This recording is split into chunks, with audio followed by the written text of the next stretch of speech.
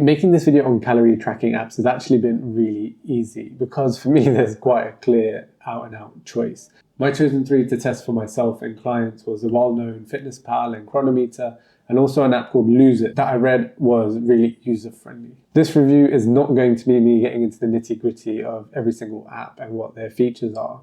It's going to be based on me just trying to give you a recommendation if you're starting out the calorie tracking journey, because building that habit is already hard enough without trying to understand every feature on offer. Ultimately, I'm building this review and assessment on the free version of these apps. And the main criteria for me is that they're easy and they're accessible. So we need an app that facilitates making that journey much easier, because if it's not, we're just going to stop. And I felt that with one of these apps. I'm going to give you my recommendations before we start, and then I'm going to dig into why, which I think it's worth hanging around for.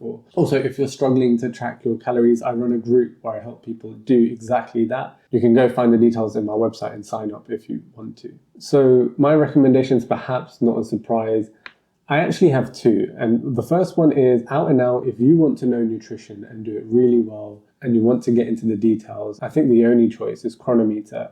I'm going to tell you why shortly, but if you're looking to invest in your nutrition for the long term and you're going to care about calories, macros, and then all the nutrients that you need, vitamins, minerals, etc., then Chronometer, I think, is out and out the clear winner. My second recommendation is if you just want to use a phone to track calories and you might think about macros, but the main thing is this is quite early on in your nutrition journey and you don't know how far you want to take it, I think the Lose It app is a really good app. The setup, the usability, and it actually had one function on it that Chronometer didn't have on the app, which I quite liked and I wish Chronometer actually had. Those are my two recommendations, which I'm going to actually dive a little bit more into the details shortly.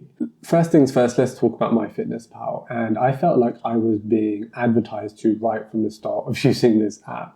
And the most basic free version of this app just feels like it's lacking. I almost feel like some of the things I wanted to do, I would have had to have paid for an upgrade. And that's also true of some of the others.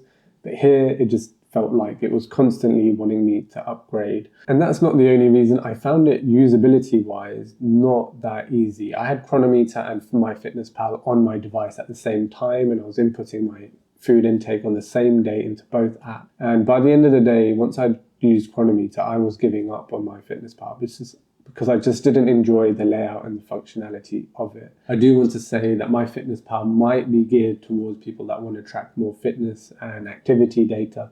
That's not the way I was using it and testing it. And I'm going to talk about the web-based platform for all three of these apps, which was a really important factor for me shortly.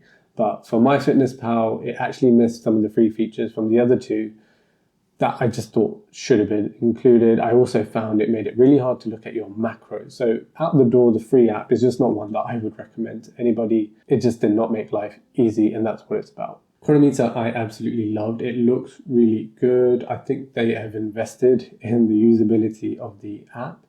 I found all the foods I wanted to quite easily. When I couldn't, the barcode functionality then with a picture allowed me to enter the details in.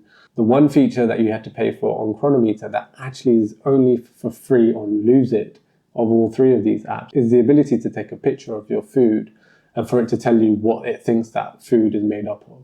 Now, that picture taking is not incredibly accurate, but on Lose It, what I found useful was it actually inputs some of the foods into the calculator for you.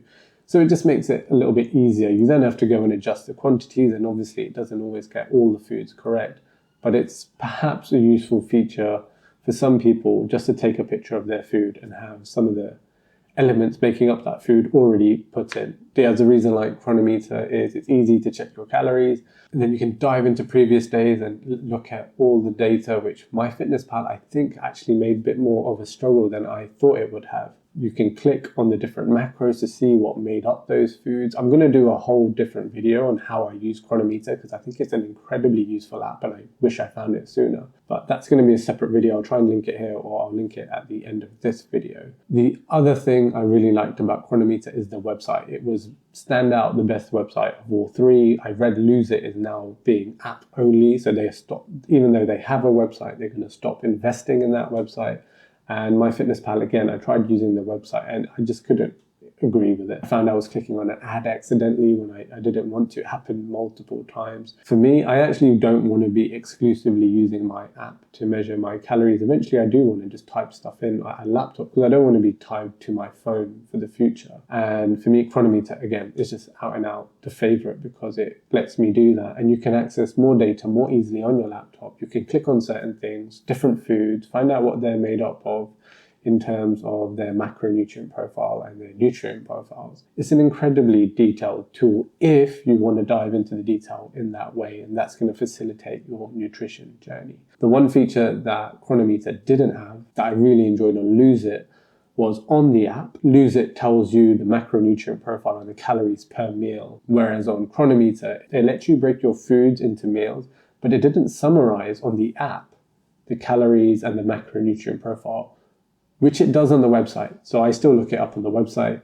That's good enough for me, but for Chronometer, I wish it had it on the app, and I'm not sure why it doesn't. Lose It was a really good app. I used this again once I decided I wasn't gonna use MyFitnessPal, and I used Chronometer and Lose It at the same time on my phone, and I enjoyed using both. It was really easy to put my food into both of them, whether it was just searching for the food in the criteria, saving it to favorites, or taking a picture of the barcode. Lose It was easy. It's a little bit less serious with pictures and things like that. So if you're early on in your calorie journey and you're exclusively going to use your phone and largely you just want to think about calories and making this journey easy and not being overwhelmed with too much data, then I think Lose It might be a good option. Lose It almost lost me because it is more of a coaching app. And I switched all these notifications for myself off, so I'm not sure how great it would be. But the survey at the start, in order to download and use Lose It, is way more lengthy than the one for Chronometer and MyFitnessPal. So I almost actually didn't finish it, but I suggest you do, because I think if you decide to use Lose It for your calorie tracking purposes, it's worth the 5 minutes or so.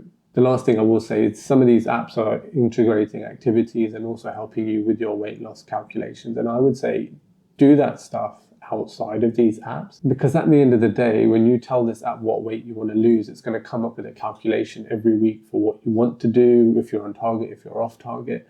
And it can get demoralizing really quickly trying to keep up with the really strict regime that an app gives you. And that may put you off your whole nutrition journey. So use it, but use it wisely, and don't get too attached to the weight loss tracking journey on these phones. Use it to understand your calories. Look out for other videos from me and other people on how you can manage weight loss, the deficits you need to run, and I've actually recorded one on that already. Just for your long-term progression with nutrition, just be careful with how attached you get to the coaching nature of these phones. There's another app which I want to try in the future I've heard about called Noom, which is meant to be a weight loss coaching app. But again, it's just really difficult with a piece of technology to possibly get the support you need. I'm going to review that in the future so I can have a bit more of a stronger opinion. But on these phones, I don't use the weight loss tracking at all. I just set it to standardized and I change my weight when I need to, if it goes down, if that's what I'm trying to do. Right now I'm trying to maintain, so that's all good. That's it for me on this video. I'm going to make another video on how I use Chronometer, along with just how to make it easier to track your calories throughout the day. So look out for that video. I'll come back and link it here, or you'll find it on my YouTube channel.